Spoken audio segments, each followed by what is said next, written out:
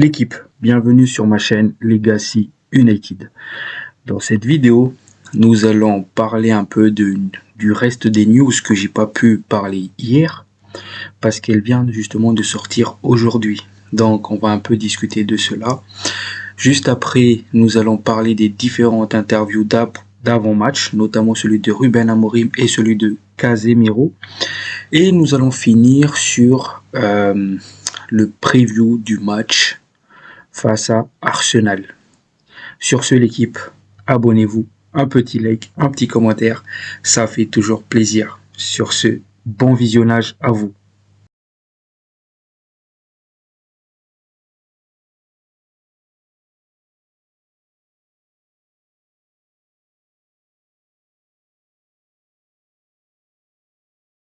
Mes fans mancuniens, bonsoir à vous. J'espère que tout va bien pour vous. Pour ce qui est de ma part, je vais bien et on se prépare pour ce choc, si on peut le dire, face à Arsenal. Donc, cette saison, on a vu Manchester United qui joue plutôt bien face aux gros, notamment Manchester City, Liverpool ou même Arsenal. On joue plutôt bien, on aborde bien ces matchs-là et on a plutôt tendance à dire que Manchester United choisissent leur match, notamment les joueurs. Mais aussi c'est peut-être dû au fait que les petites équipes ont tendance à défendre plus bas par rapport aux gros. Où les gros ils vont chercher à avoir la possession de balle. C'est peut-être dû à cela aussi. Mais dernièrement, Manchester United va mal. Et ça, on le sait très très bien. On n'y arrive pas, on n'arrive pas à marquer, on n'arrive pas à concrétiser les buts. Et ça, notamment, on l'a vu, ça s'est empiré depuis la blessure de Amad Diallo. Donc, on espère vraiment que on va faire quelque chose demain face à Arsenal. Encore une fois, je m'attends pas à grand chose, mais je veux voir la mentalité, je veux voir des duels, je veux voir des combats. Donc, j'ai concocté une composition qui pourrait très très bien chercher quelque chose face à Arsenal. Sur ce, avant de commencer, j'ai sélectionné 2 commentaires et nous allons en discuter ensemble. Premier commentaire que j'ai sélectionné. Donc, ça vient de Hate Game, où il nous dit « Merci pour le travail, mais sans blague, je préfère voir Diatta à la place de Garnacho, car le jeune est arrogant. » Et oui, Diatta, c'est un très très bon joueur. Il est tellement fort, mais le problème c'est qu'il n'est pas au moins du moins d'après ce que j'ai vu, il n'est pas sur la liste. Mais après cette liste là, ça peut évoluer encore une fois, cette liste de joueurs que Manchester United veut. Mais Diatta, c'est un très très bon joueur. D'ailleurs, la conversation avec Egg Game, ça a évolué. On a aussi discuté du vrai problème de Garnacho. Et Garnacho, en fait, c'est ça, c'est que il a des occasions, même angle fermé, il va tenter. Et au final, il va pas cadrer. Sauf que il faut que le joueur réfléchisse un peu plus, lève la tête surtout pour voir des zones de passe à viser. Et notamment face à Real Sociedad, Garnacho, il avait eu 2 occasions comme ça où c'était angle fermé et il aurait dû faire mieux, c'est-à-dire centrer, au moins tenter des centres. Donc, encore une fois, Garnacho, il faut qu'il évolue là-dedans. Il faut qu'il s'améliore. Parce que c'est un joueur qui manque de kick-foot. C'est un joueur qui réfléchit pas assez. C'est pour ça que je me dis que en sortie de banc, un Garnacho peut être décisif. Mais le vrai problème actuellement, c'est que on n'a pas vraiment de banc. Donc, je vois mal Garnacho débuter sur le banc, justement. Parce que, comme l'a souligné à plusieurs reprises Ruben Amorim, c'est le seul joueur qu'on a en 1v1. Après, évidemment, il y a les jeunes de l'académie, je pense là Ibrahimov, mais ça m'étonnerait que Ibrahimov va être sur le feuille de match face à Arsenal. Pourquoi? Parce qu'il a disputé justement les matchs des U18 Et donc, je crois pas qu'il va être sur le feuille de match face à Arsenal. Voilà. Donc, deuxième commentaire que j'ai sélectionné, ça vient de Malik Dream, où il nous dit « Merci pour les news. J'ai entendu Xavi dire s'il veut qu'il prenne Manchester United, il y a des conditions.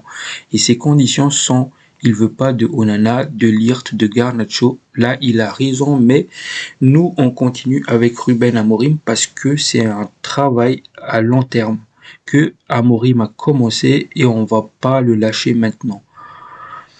Et moi, je dis à Xavi que c'est pas le moment de parler et de venir à Manchester United. Merci pour ta pensée.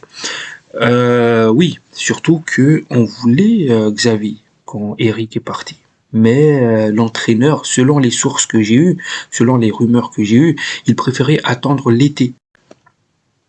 Donc clairement, par exemple sur Eric Ten Hag, il a lancé un nouveau projet, mais au bout de sa 3e année, on voyait pas de réelle progression.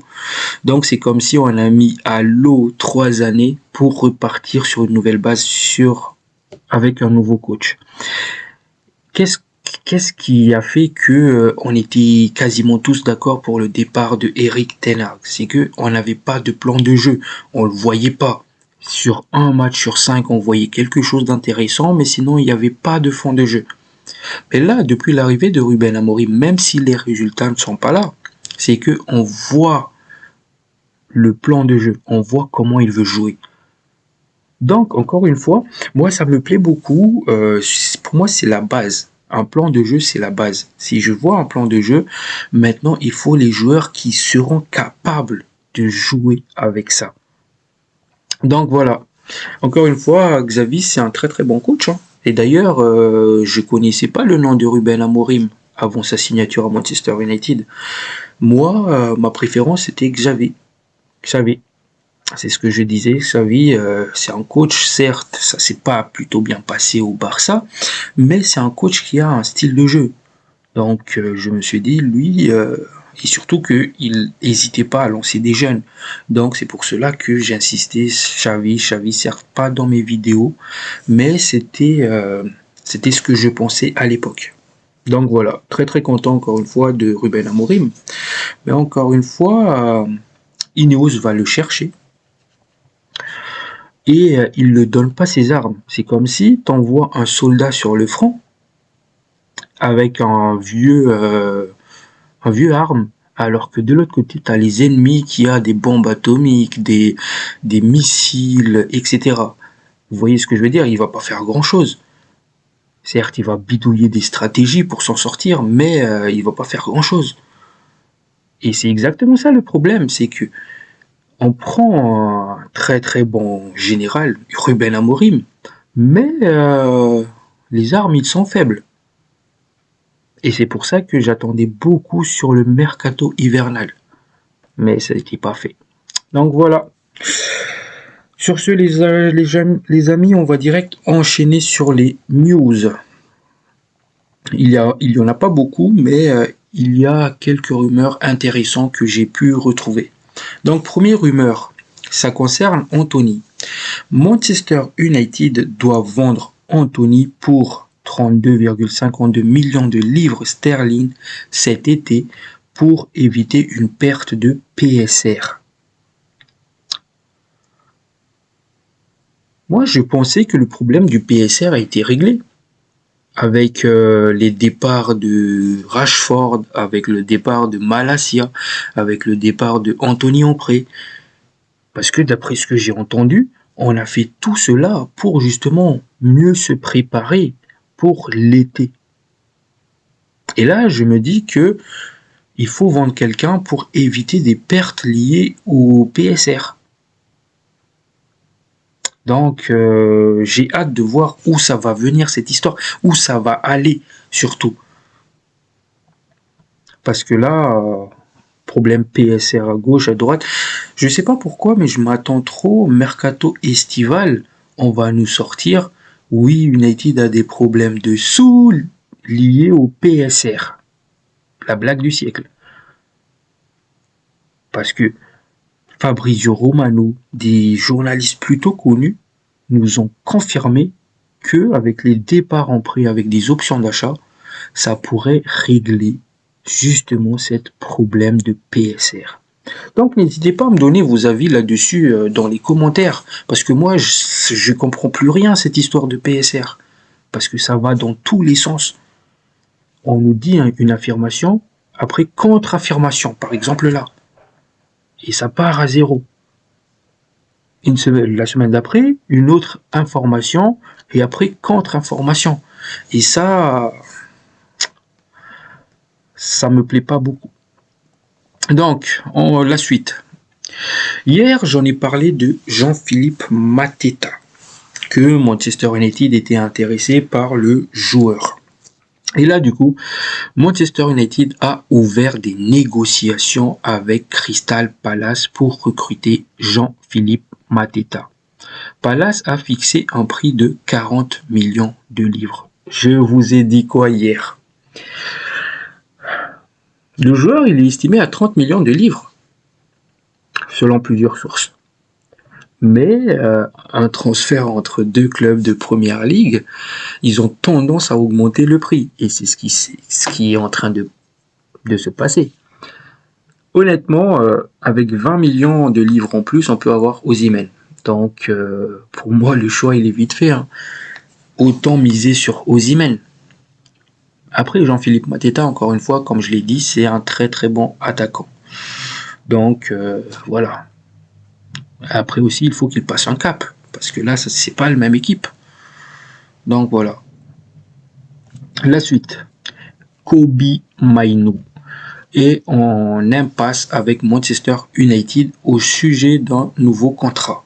Mainoo souhaite rester à United, mais veut un salaire qui reconnaisse sa valeur pour l'équipe. Il exige un salaire de l'ordre de 150 000 livres par semaine. C'est beaucoup. C'est beaucoup. Reconnaisse sa valeur. Mais tu t'imagines de combien tu demandes? Est-ce que t'es un joueur qui a déjà prouvé? Au bout d'un moment, le joueur, il veut avoir les salaires des joueurs qui ont prouvé dans leur carrière. Là, je pense là à Casemiro, à Eriksen. Sauf que t'es seulement au début de ta carrière, mon gars. Concentre-toi sur ton football. Si tu fais des performances XXL, si tu prouves à Manchester, ils vont te donner le salaire que tu veux. Mais pour le moment, 150 000 livres, c'est beaucoup. Et d'après les sources que j'ai entendues, Manchester United n'est pas prêt à payer ces 150 000 livres par semaine. Là, la transaction se négocie entre 100 000 livres et 120 000 livres, selon certaines sources. Et justement, United a fait une offre de contrat aux alentours des 100 000 et 120 000, qui est visiblement refusée par le joueur. Un joueur qui veut rester à Manchester United. Je sais pas vous, mais cette saison, Kobbie Mainoo, c'est pas comme si c'était sensationnel. Cette saison, il a un coup de mou, comme l'équipe. Donc remets-toi au niveau déjà. Accepte cette proposition de Manchester United, remets-toi au niveau. Et après, on discutera. Mais après aussi, je peux comprendre, parce que Kobbie Mainoo, c'est un joueur qu'on utilise beaucoup par rapport à un Casemiro ou un Eriksen qui touche des salaires élevés, mais qui ne fait rien. Donc ça peut se comprendre. Et encore une fois, c'est aussi en partie la faute de Manchester United. Donc voilà, il faut être bon dans les négociations. Il faut arrêter de se faire pigeonner comme ça par les joueurs. Et pour finir dans ces news, on nous apprend que le PDG de Manu, c'est-à-dire Omar Berralda, a informé Ruben Amorim qu'il disposera de 100 millions de livres sterling supplémentaires à dépenser s'il remporte la Ligue Europa. Raison de plus de se motiver à le remporter, cette Ligue Europa. Parce que là, d'après les sources que j'ai eues, on dispose d'une enveloppe à peu près, encore une fois, ça peut varier, à peu près de 150 000 livres, 150 millions de livres pour le mercato estival. Évidemment, on compte là le départ de Rashford, le potentiel départ de Anthony, etc. Mais à peu près 150 000 livres, 150 millions de livres de budget de mercato estival. Mais si en plus on gagne cette Ligue Europa, cette enveloppe, elle va augmenter. Ça va être à 250 millions de livres. Et avec 250 millions de livres, on peut changer 80% de l'effectif. Raison de plus pour Ruben Amorim d'aller chercher cette Ligue Europa. J'espère que ça va encore plus booster. En tout cas, moi, quand j'ai vu cette news-là, je me suis dit, non, là, il faut gagner cette Ligue Europa pour justement avoir un budget de transfert élevé pour pouvoir faire quelque chose pendant le mercato. Vous imaginez, si on peut changer 80% de l'effectif, ça sera un Manchester United transformé. Pourquoi je dis cela? Dorgu. Premier recrue de Ruben Amorim, Dorgu. C'est un joueur qui comprend très bien le système, le style de jeu, la tactique. Imaginez maintenant 80% de l'effectif, on le remplace avec des joueurs comme Dorgu, qui comprend les principes de jeu de Ruben Amorim. Manchester United sera transformé, ça sera plus la même équipe. Donc, moi, je veux gagner maintenant cette Ligue Europa. Je veux la gagner. Mais après, est-ce que ils vont respecter leurs promesses ou pas? Voilà. Sur ce, l'équipe, j'en ai fini avec tout ce qui est news. On va directement attaquer sur les interviews. Et notamment celui de Ruben Amorim. Sur s'il voit des similitudes entre le travail qu'il a à faire et celui qu'a fait Arteta à Arsenal. D'ailleurs, c'est une très très bonne question. Je n'en ai pas l'impression. Je n'aurai pas le temps dont dispose Arteta. C'est ce que je ressens. C'est un club différent. Nous devons donc survivre pendant ces matchs. Je n'aurai pas le temps qu'Arteta. C'est vrai que Arteta, pour construire cette équipe de Arsenal, il lui a fallu 3 saisons ou 2. Et parce qu'il a dû changer petit à petit les joueurs. Mais Arsenal était patient avec lui. Mais là, d'après ce que j'ai compris de ce que dit Ruben Amorim, c'est que il faut des résultats immédiats côté Manchester United, sinon il saute. Au bout d'un moment, Ineos, vous avez fait venir quelqu'un au milieu de la saison. Vous ne lui avez pas fourni les armes. Vous avez choisi quelqu'un qui utilise un autre style de jeu, un autre système, avec des joueurs qui n'est pas adapté à ce système. Donc, si en plus vous lui donnez pas le temps, c'est un vrai bourbier ce que vous êtes en train de faire, c'est un vrai chantier. Donc, pour moi, cette saison, elle est finie. Donc, Ruben Amorim, le seul objectif qu'on a cette saison, c'est la Ligue Europa. Il n'y a pas d'autre chose. C'est la Ligue Europa. Je pense qu'on doit le jouer à 100%, ça.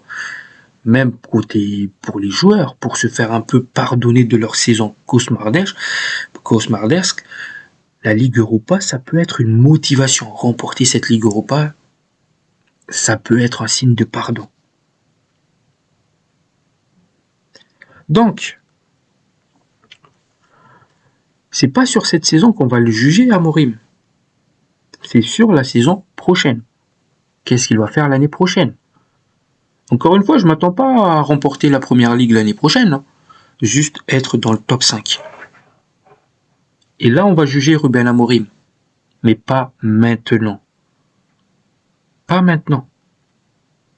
L'année prochaine, si on arrive dans le top 5, après l'année d'après, être dans le top 3, et après l'année d'après, essayer de chercher la première ligue, je pense que ça peut être faisable.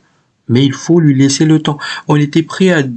On n'était pas prêt. On a laissé Ten Hag. On lui a laissé 3 ans.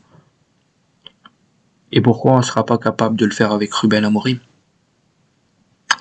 C'est la réelle question. Encore une fois, moi je suis pour Ruben Amorim du moment qu'il ne change pas, du moment que son style de jeu reste la même, du moment qu'il y a un plan de jeu, du moment que si l'année prochaine il arrête les favoritismes. Je pense là à Diogo Dalot, à Fernandez. Je serai pour Ruben Amorim. Parce que je vois quelque chose. Je vois quelque chose que j'ai pas vu sous l'ère Ten Hag. Donc voilà. C'est mon avis encore une fois les gars. Donc on continue. Retour de Maguire et Ugarte dimanche. Je ne sais pas. Nous devons survivre dimanche. L'équipe était très fatiguée dans les 20 dernières minutes. Nous devons nous préparer pour dimanche et ensuite penser à ce match important de notre saison jeudi. Mais en ce moment, je ne sais pas. Donc voilà. Moi, je pense pas que Maguire et Ugarte sera dans le groupe. Parce que même s'ils sont fit pour jouer, connaissant Ruben Amorim, il va les mettre sur le banc. Au pire des cas, puis rentrer au cours de jeu. Mais je les vois mal être titulaires. Et maintenant aussi le discours il a changé parce que maintenant Ruben Amorim dit que le match de jeudi, c'est-à-dire face à la Real Sociedad, est un match important de notre saison. Alors que juste avant il disait que le mieux c'était de préparer vraiment l'équipe, c'est pas les trophées pour le moment, mais avoir une équipe à long terme. Et je me dis quelque part, est-ce que c'est pas à cause de l'enveloppe de 100 millions supplémentaires, je me dis que ça a peut-être un rapport. Donc j'espère vraiment que ça le motive encore plus. Donc, Ahmad, nous verrons à la fin du dernier mois de la saison. J'ai l'espoir d'avoir Ahmad avant la fin de la saison. Nous verrons. Ah ouais. Ah ouais. Si on peut avoir Ahmad Diallo pour la fin de la saison, ça sera tellement bien pour nous. Pourquoi je dis cela? Les gars, jeudi, face à la Real Sociedad, on va avoir peut-être le retour de Mount et de Luke Shaw, qui pourraient nous aider. Et de Kobe Mainoo, qui pourraient nous aider. Du coup, la qualification, on va en quart de finale. Forcément, ce sera peut-être Lyon qu'on va affronter, vu qu'ils ont gagné 3-1 à Bucarest. Donc, c'est forcément Lyon qu'on va affronter. Et face à Lyon, là, c'est sûr et certain, on va avoir Kobe Mainoo, on va avoir Mason Mount, on va avoir Luke Shaw. Donc, des retours offensifs plutôt intéressants. Donc, si on arrive à éliminer Lyon, en demi-finale, selon ce que moi je vois, hein, on va affronter Rangers. Donc, peut-être en demi-finale de l'Europa League, on va avoir le retour de Amad Diallo. Donc, si ça se passe vraiment comme je l'imagine, avec si on arrive en demi-finale, on va avoir Amad Diallo en plus, et je pense qu'il y a moyen de chercher cette Europa League. Franchement, moi j'y crois les gars. J'y crois. Il faut juste survivre face à la Real Sociedad. Il faut juste les passer en quart de finale. En quart de finale, on va avoir des retours importants, surtout dans le domaine offensif, qui est notre problème. On va avoir Mount, on va avoir Kobe Mainoo. Et voilà. Et après, il faut aussi qu'il y a un joueur qui doit enchaîner les buts, qui doit prendre en confiance pour pouvoir marquer. Et j'espère que ça soit Zirkzee, soit Garnacho. En plus de Bruno Fernandes. Donc voilà. C'est un petit rêve, hein. Encore une fois. C'est pas sûr que ça va se passer comme cela. En première ligue, chaque match est très important. En ce moment, nous devons gagner. C'est toujours un problème quand on ne gagne pas. Je pense que le plus gros problème est de ne pas avoir tous les joueurs. C'est vraiment difficile et l'Europa League est beaucoup plus difficile, à mon avis, que la Champions League. Pas les matchs, mais le temps de récupération. C'est vrai. C'est qu'avec ces enchaînements de matchs, on enchaîne tous les 3 jours. Donc, il n'y a pas vraiment de temps de récupération. Donc, les préparateurs physiques, ils doivent être bons pour que les joueurs soient en forme, soient fit pour le match. Parce que l'excuse, les joueurs sont fatigués, ça, voilà. Là, il nous fait encore l'excuse de joueurs fatigués. C'est pour cela d'ailleurs que dans la composition que j'ai concoctée, j'ai mis beaucoup de rotations. Mais des rotations qui peuvent nous apporter quelque chose. Mais je laisse ça pour après, justement. Nous allons le découvrir juste après. Donc, nous allons continuer. Là, les journalistes lui demandent s'il compte faire tourner dimanche. Donc, quand vous êtes dans ce genre de club, vous ne pouvez pas penser comme ça. Nous essayons donc de voir tous les joueurs qui sont frais et qui ne risquent pas de se blesser. Même si nous devons prendre quelques risques, nous devons être compétitifs dimanche. Masterclass. Parce que je dis que la saison, il n'y a plus grand chose à espérer en première ligue, à part survivre pour ne pas être relégué. Mais c'est vrai que une équipe du standing de Manchester United ne doit pas penser comme cela. Mais quelque part, je me dis, avec des joueurs fatigués, quelques changements, ça mérite d'être effectué. Surtout avec des joueurs qui pourraient apporter quelque chose en plus. Par exemple, Diogo Dalot, qu'est-ce qu'il nous rapporte réellement? Pourquoi ne pas tenter Hamas? Si ça se trouve, Hamas, c'est la surprise. Si ça se trouve, Hamas, il va... C'est un monstre. Donc, vous voyez, c'est que moi, je suis d'avis pour tenter quelque chose de nouveau. Au lieu de forcer sur Diogo Dalot, parce qu'on n'a pas de réel remplaçant, pourquoi ne pas tenter un Harry Hamas? Avec l'entrée de Harry Hamas, ça n'empêche pas que Manchester United reste compétitif. Parce que Diogo Dalot, il ne nous rapporte rien, défensivement ou offensivement. C'est mon avis. Donc, là, on lui pose la question sur les retours avant la fin de la saison. D'abord, il commence Lisandro Martinez, non. C'est-à-dire, il ne va pas revenir avant la fin de la saison. Kobbie Mainoo peut revenir. Pour le reste, je pense qu'il faut être prudent. Manu reviendra, Luke Shaw et Mount peuvent également revenir. Nous verrons bien, mais ils reviendront certainement. Surtout Mason Mount. Voilà, on a un peu ce qui se passe dans l'infirmerie. Il nous explique un peu comment ça se passe. Donc, l'interview de Casemiro. D'abord, il est revenu sur Zirkzee. C'est un très bon joueur. C'est un 9 qui dézone. C'est pourquoi il joue un peu comme un 10. Ce que le coach aime. Il est très bon avec le ballon. C'est un gâchis de le laisser là, seul devant. Ce n'est pas un joueur qui veut toujours être là, mener l'attaque et marquer des buts de cette manière. C'est plutôt un joueur qui veut jouer et créer. Oui, Zirkzee pour moi c'est pas un 9 et ça c'était depuis sa signature. Pour moi Zirkzee c'était un 10. Un peu comme Lautaro Martinez avec l'Inter.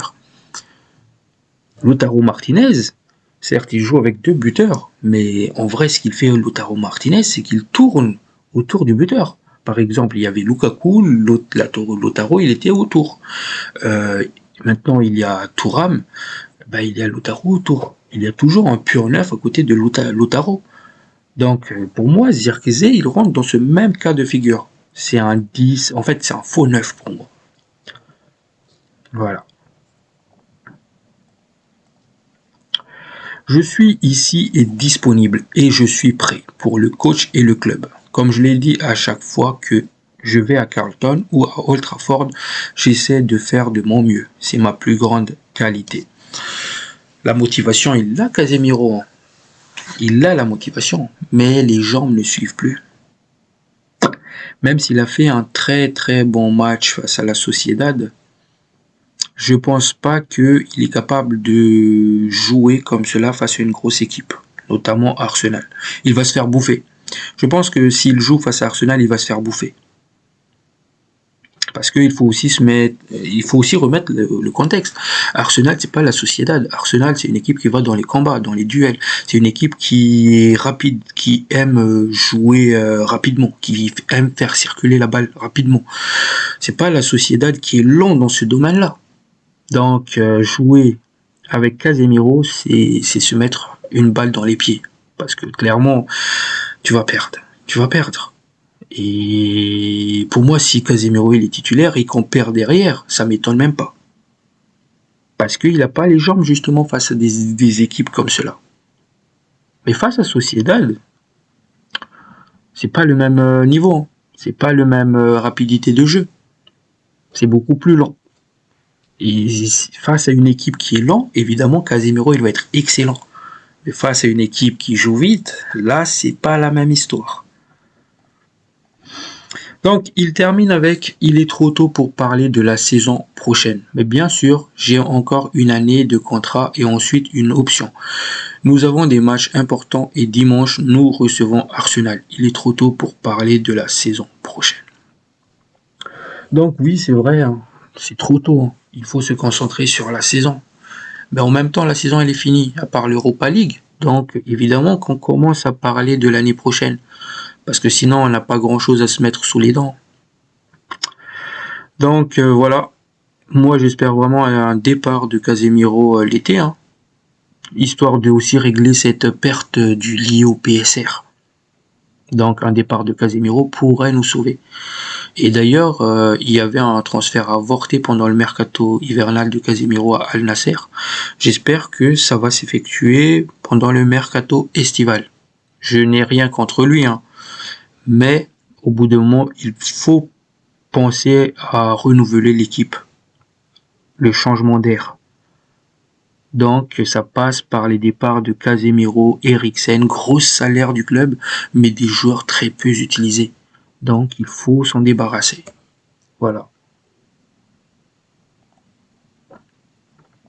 Voilà l'équipe, j'ai fini tout ce qui est news, tout ce qui est interview aussi. Donc, on va parler du match face à Arsenal. Donc, comme je l'ai dit tout à l'heure, il faut surtout pas que Casemiro joue. Parce que Arsenal, c'est pas la Real Sociedad, c'est une équipe qui va beaucoup plus vite. Donc, si on joue avec Casemiro, on va se prendre des buts. On va perdre ce match. Donc, il faut des joueurs bons physiquement, qui est capable de couvrir, il faut qu'on gagne ces seconds ballons. Je répète ça à chaque fois, second ballon, dédoublement. C'est à chaque preview, je parle toujours de ça. Parce que c'est important, ça passe par là pour gagner un match de football. Il faut être juste techniquement. Il faut pas beaucoup de déchets. Il faut aussi un grand Bruno Fernandes. Il faut que nos attaquants arrivent à finaliser les actions, à marquer. Parce que face à Arsenal, c'est pas la Real Sociedad où on a tiré 20 fois au but.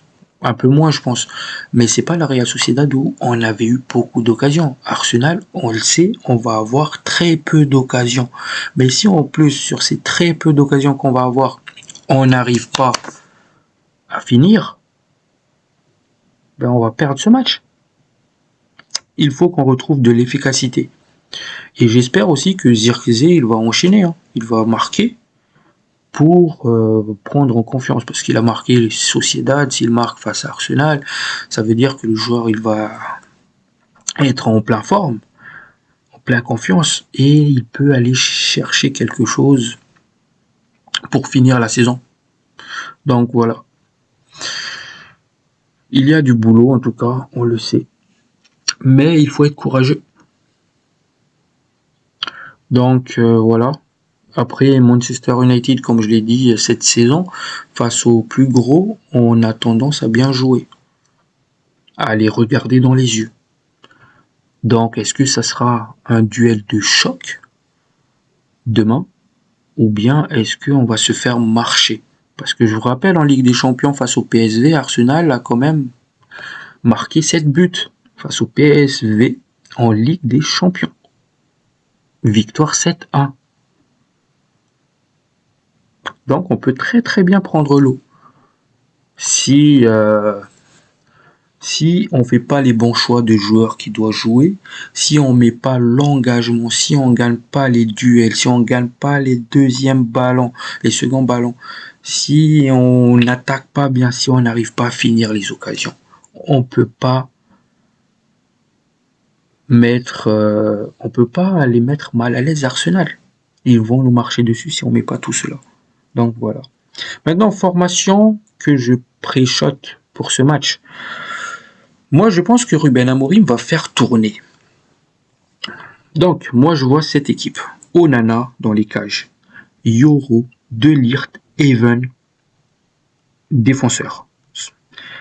Mazraoui, piston droit. Juste parce que Mazraoui, en fait, défensivement, il est bon. C'est juste qu'offensivement, il apporte pas assez. Donc, je pense qu'avec Mazraoui sur ce côté droit, on va bien museler leur attaquant. Donc, moi, je pars plutôt sur Fernandez, Coilir dans l'axe, parce qu'il n'y a pas Ugarte, ni Maguire. Donc, je pars sur ce double pivot-là. Après, il y a Sékou Collé, hein, mais j'espère qu'il sera sur le feuille de match. Il va avoir du temps de jeu, peut-être en deuxième mi-temps. Mais je pars sur du Coilir. Parce que, certes, que Coilir, c'est un joueur qui prend pas beaucoup de risques. Certes. C'est un joueur qui apporte pas grand-chose offensivement. Certes. Mais en fait, moi, je miserais sur Coilir pour son travail, l'abattage défensif qu'il amène. C'est-à-dire les récupérations de balles. Il met beaucoup d'agressivité. Donc ça, c'est la mentalité de Coilir qui me plaît énormément. Donc, avec un Fernandez à côté qui va combler ses lacunes, ça va être un très très bon milieu de terrain, je pense. Et j'espère juste que dans ce match-là, qu'aussi Coilir, il joue pas trop la sécurité, c'est-à-dire assurer des passes simples. J'espère vraiment qu'il va aussi commencer à casser des lignes, parce qu'il doit passer par là pour pouvoir évoluer. Donc voilà, Coilir, si vraiment il commence à casser des lignes, il commence à prendre un peu plus de risques, plus ses qualités actuelles, ça peut être un très très bon jeune, honnêtement. Donc, au lieu de Eriksen, au lieu de Casemiro, Coilir à ce poste-là. Donc Fernandez et je mettrai Hamas. Parce que comme je l'ai dit au début de la vidéo, honnêtement, mettre Dalot, qu'est-ce qu'il nous rapporte? Qu'est-ce qu'il nous rapporte? Nul offensivement, nul défensivement. Et même il ne sait pas faire des centres. Il prend des décisions bêtes et je ne sais pas qu'est-ce qu'il a dans la tête. Il n'y a pas d'Orgou dans ce match-là, parce que Dorgu il a coupé d'un rouge face à Ipswich, donc il est suspendu face à Arsenal et encore face à Leicester. Donc moi je prendrais Hamas. C'est peut-être la surprise, hein, qui sait. Je pense pas qu'il va faire pire que Diogo Dalot. Je pense pas qu'il va faire pire, parce qu'on a vu la qualité du joueur pendant les matchs de pré-saison. Et je pense que face à Arsenal, c'est le moment de le lancer. Mais encore une fois, je vois mal Ruben Amorim le mettre. Je sais pas, moi je vois Ruben Amorim mettre Diogo Dalot encore. Mais honnêtement, s'il met Hamas à la place de Diogo Dalot, je dis masterclass. Donc voilà.